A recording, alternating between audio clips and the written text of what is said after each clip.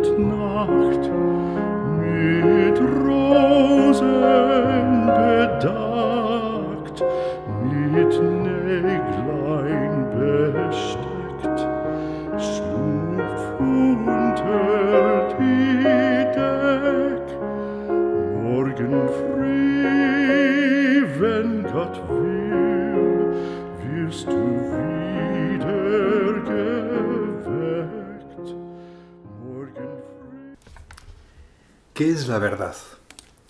La verdad no es una, hay muchas verdades. Por eso cuando decimos que Cristo es el camino, la verdad y la vida, ¿a qué verdad nos referimos? ¿A una de muchas verdades? Juan 18, 38. Le dijo Pilato, ¿qué es la verdad?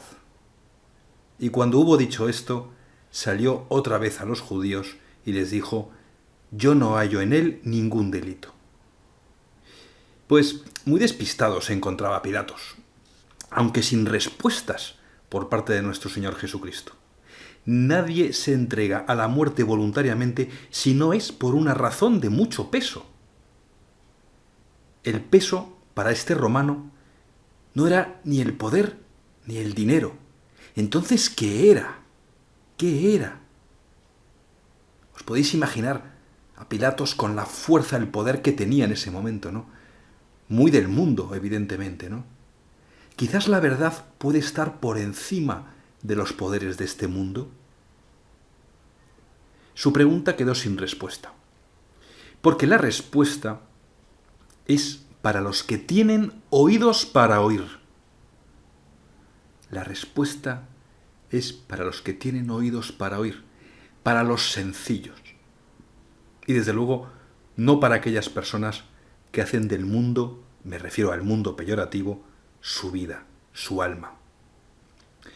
Sin embargo, Pilatos intuía que en esa entrega voluntaria a la muerte, sin resistencia alguna y sin buscar a cambio ningún beneficio de este mundo, escondía una razón de mucho peso.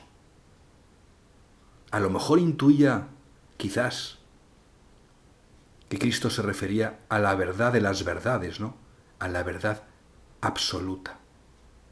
Claro, ¿en qué mente de este tipo de personas como este romano podríamos pensar que él creía en una verdad absoluta? Para él la verdad es la que se impone con la fuerza y poco más, ¿no?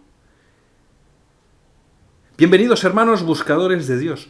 Capítulo 39. El Evangelio, la Sagrada Escritura, la verdad.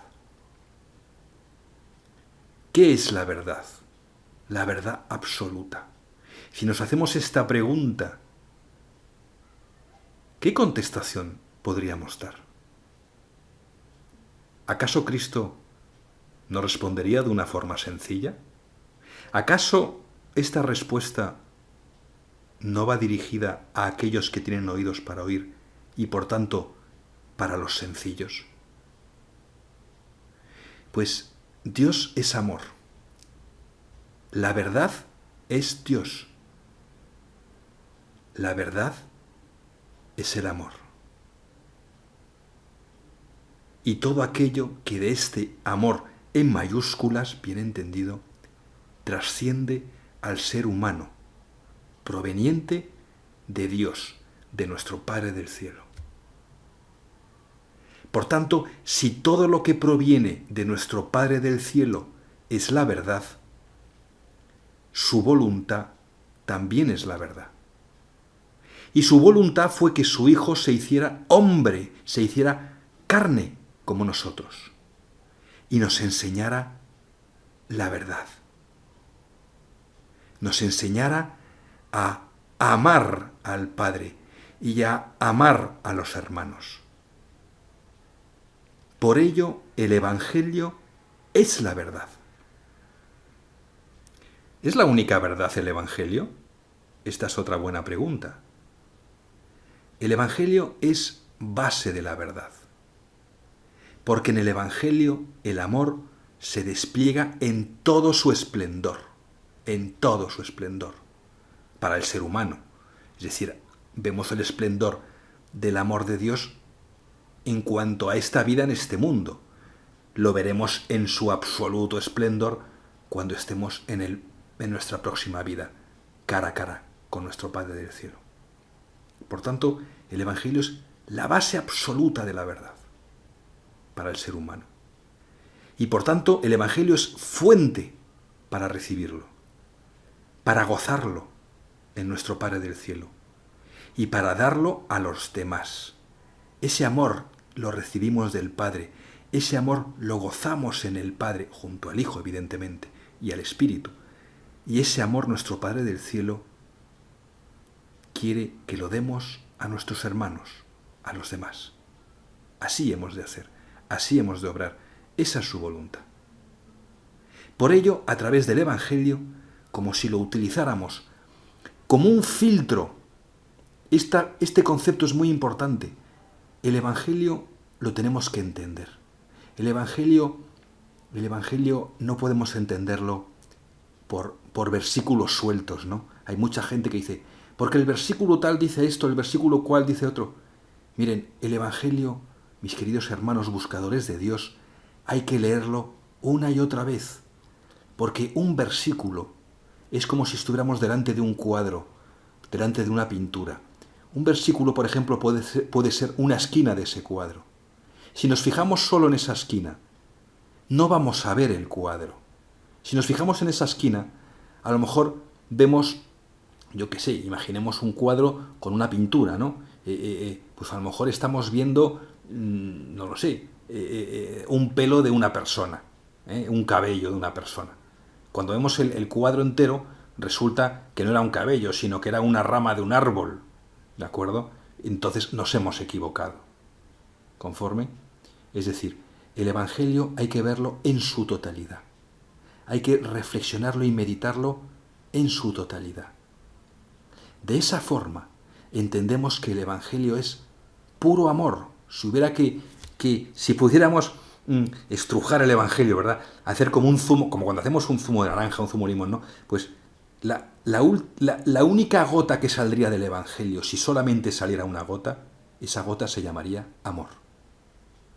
Si entendemos el Evangelio, y lo podemos entender porque está escrito para los sencillos, si entendemos el Evangelio, cualquier versículo que leamos del Evangelio lo podremos disfrutar, lo podremos meditar, podremos gozar de ese versículo porque lo miraremos bajo la perspectiva de todo el cuadro, de todo el Evangelio, ¿verdad? Esto es así. Leamos el Evangelio una y otra vez. El Evangelio nos habla, el Evangelio vive, el Evangelio no es un libro, el Evangelio nos habla de forma distinta cada vez que lo leemos, cada vez que avanzamos en nuestra vida espiritual, nos dice cosas distintas. Por ello, a través del Evangelio, como si lo utilizáramos como un filtro, podemos leer otras escrituras, otras distintas. Si estas escrituras pasan ese filtro del amor, ese filtro que el Evangelio tiene, ¿verdad? Entonces también forman parte de la verdad esas otras escrituras. Puesto que el amor engloba toda la verdad. La única verdad absoluta es el amor. Todo lo que englobe el amor es verdad. Me refiero al amor en mayúsculas, al amor de Dios. Dios es amor. Me refiero a ese amor, al de Dios. Todo lo que Dios englobe, todo lo que Dios, que es amor, engloba, es verdad absoluta.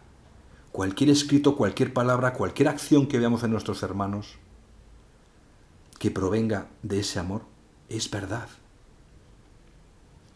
¿Acaso si alguien de otra religión nos dice que Dios es misericordioso, pongamos este ejemplo, y analizamos esta frase con nuestro filtro, ¿verdad?, del Evangelio, que es el amor, si analizamos con este amor que Cristo nos enseña a través del Evangelio, con su ejemplo, que hemos aprendido y grabado en nuestros corazones a través del Evangelio, ¿podemos decir que esta frase de Dios es misericordioso no forma parte del amor de Dios? Esta es una buena pregunta. Pues sí, decir que Dios es misericordioso forma parte de la verdad absoluta, que es el amor. Y por lo tanto, decir esta frase es una verdad. El ejemplo real Vayamos directamente. El ejemplo real sería en este caso, que un musulmán nos dijera que Alá es misericordioso. Con esto yo no estoy diciendo en ningún momento que tenemos que abrazar otras religiones. No. Estamos con el Evangelio. Somos cristianos, estamos con el Evangelio y utilizamos el filtro del Evangelio. Pero si alguien de fuera, que no es cristiano, nos dice Alá es misericordioso, si nos atenemos exclusivamente a analizar esta frase, diríamos lo siguiente, que es, Alá, ¿qué significa en árabe? Pues significa Dios. Y misericordia es, en muchas de sus acepciones, el compadecerse y tratar de aliviar el sufrimiento ajeno. Eso es la misericordia. Por tanto, que Dios sea misericordioso es una verdad que no solo la encontramos en el Evangelio, que nos enseña el propio Jesucristo, sino que la tenemos grabada en nuestro corazón. El Dios de los cristianos es un Dios misericordioso. El cristiano, pues, se alimentará de la palabra de Dios a través de las Sagradas Escrituras contenidas en la Biblia, siempre analizándolas y meditándolas bajo el filtro del Evangelio. El Evangelio, evidentemente, nos referimos al Evangelio compuesto por los 4 evangelistas, ¿de acuerdo? Pero esta frase de Alá es misericordioso, si alguien nos dice Alá es misericordioso, podríamos contestar, sí, mi Dios es misericordioso, mira, como el tuyo. ¿De acuerdo? Esto no significa que luego sigamos lo que este hombre nos quiera decir sobre su religión, no. Nosotros tenemos a Cristo y seguimos a Cristo. Pero es una verdad que Alá es misericordioso, que Dios es misericordioso. Claro que sí. Salmo 37, del 3 al 9. Confía en el Señor y haz el bien, y habitarás en la tierra, y te alimentarás de la verdad. Deleítate en el Señor, y Él te concederá los deseos de tu corazón. Encomienda al Señor tu camino, confía en Él, y Él actuará. Exhibirá tu justicia como la luz, y tu justa causa como el sol de mediodía. Guarda silencio ante el Señor, y espera en Él con paciencia. No te irrites ante el éxito de otros, de los que maquinan planes malvados. Abandona la ira y desecha tu enojo. No te irrites, pues esto conduce al mal. Porque el maligno será destruido, pero los que esperan en el Señor, ellos heredarán la tierra. Queridos hermanos buscadores de Dios, somos buscadores porque estamos detrás de Él, siguiendo sus pasos. Queremos vivir en Él y que Él viva en nosotros. Si confiamos en el Señor, nos alimentaremos de la verdad a través de las Sagradas Escrituras. Nos deleitamos en Él a través del amor que Él nos da. Hacemos el bien a nuestros hermanos a través de ese amor que nos da para que lo dirijamos hacia nuestros hermanos. Pues buscando hacer ese bien, y si realizamos su voluntad, y todo esto, cuidadito, cuidadito, si todo esto lo hacemos con paciencia, porque queridos hermanos buscadores de Dios, los tiempos de Dios no son nuestros tiempos. Cuando le pedimos algún deseo nuestro, y parece que pasa el tiempo y no nos lo concede, es porque con toda seguridad nos espera un regalo mucho mejor del deseo que habíamos pedido. Pero nos vendrá a su tiempo. Por ello, confiemos en Él, como dice el salmista. Confiemos en el Señor. Esperemos en Él. Pero sobre todo, tengamos paciencia. No solamente nos concederá aquellos deseos que nacen de nuestro corazón, sino que Él vivirá en nosotros y nosotros en Él. ¿Existen otras escrituras que sean también verdad absoluta? Otra buena pregunta. ¿Existen otras escrituras que sean también verdad absoluta? Nosotros somos cristianos y entendemos cualquier escritura a través de ese filtro del Evangelio, a través de Jesucristo. Pues el Antiguo Testamento lo vamos a tratar así. El Antiguo Testamento lo vamos a filtrar a través de Jesucristo. Y aquello que salga del amor lo trataremos como verdad. Y aquello que no salga como el amor, pues no lo reconoceremos como verdad. Ejemplo de ello, la mujer adúltera en el Antiguo Testamento. Nos indica en el Antiguo Testamento cómo proceder a la matanza de una mujer que ha sido adúltera, a través de la lapidación. Sin embargo, en el Nuevo Testamento, en el Evangelio, esta mujer adúltera aparece ante Cristo, porque la traen a golpes, ¿verdad? La traen empujándola las personas que la querían matar por ser adúltera. ¿Y qué dice Cristo de ella? ¿Qué les dice a ellos? El primero que esté libre de pecado, que tire la primera piedra. Todos se van. Y Cristo le dice, ¿alguien te condena? No, pues yo tampoco. Vete y no peques más. Bien, pues ven, este filtro hay que utilizarlo. Habrá cosas del Antiguo Testamento que diremos sí, y habrá cosas que diremos no, pero en todo caso hay que entender el Evangelio, lo primero. Hay que saber utilizar ese filtro. Y solo podremos utilizar ese filtro si nos hemos leído el Evangelio con el corazón, si hemos sido sencillos leyéndolo, si hemos querido leerlo con amor. Y si tras leerlo y leerlo y leerlo empezamos ya a entender a Jesucristo, podemos leer no ya el Antiguo Testamento, no ya el Nuevo Testamento, sino cualquier escritura. Todo aquello donde aparezca el amor, eso es la verdad. El amor en mayúsculas, el amor de Dios, el amor que nos enseña Cristo a través del Evangelio. Por ello, ¿qué ocurre cuando una persona que jamás ha conocido el Evangelio, que jamás ha oído hablar de Jesucristo, pero que actúa en su vida conforme al amor que Jesucristo nos enseña en el Evangelio? Una persona que es de Dios, una persona que hace el bien a los demás, que ama a sus hermanos y que se dedica a hacer el bien a todo ser que le rodea, a su prójimo, pero que no ha conocido el Evangelio. Es decir, una persona que ama a Dios y ama a sus hermanos, ¿qué será? Pues es una persona de Dios. Es una persona de Dios, de nuestro Dios, independientemente de que sea cristiano o no. Hay cristianos que se llaman cristianos que realmente no lo son, porque no son buscadores del Señor ni quieren nada de Él. Hay cristianos que sí lo son. Y hay no cristianos que son nada buscadores de Dios.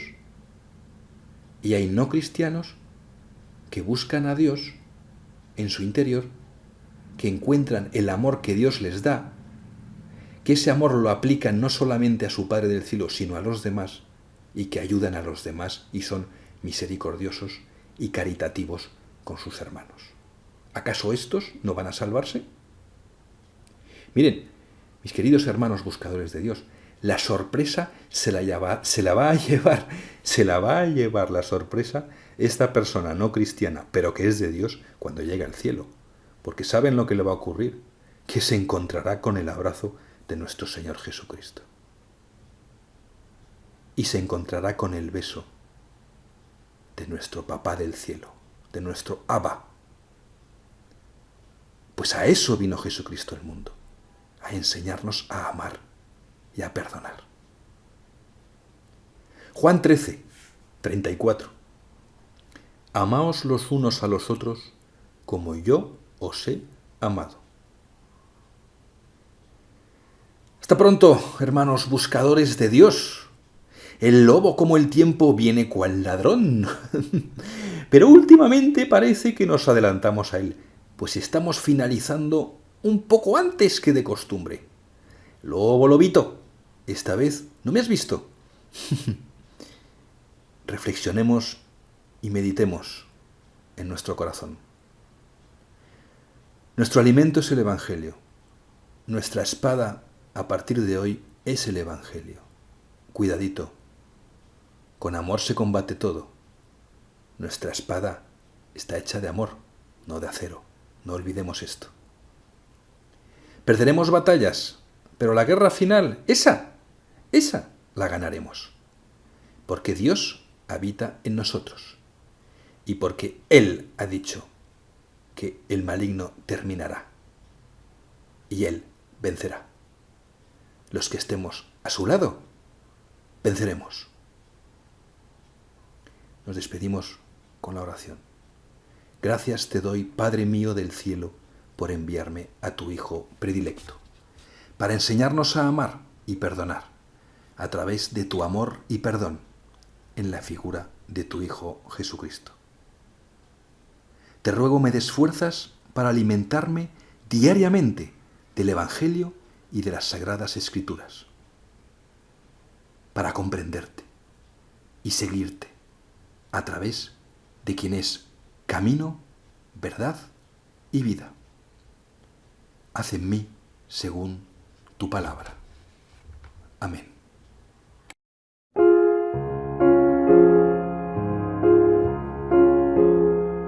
Guten Abend, gut Nacht, mit Rosen bedeckt, mit Näglein besteckt, schlupf unter die Deck, morgen früh, wenn Gott will, wirst du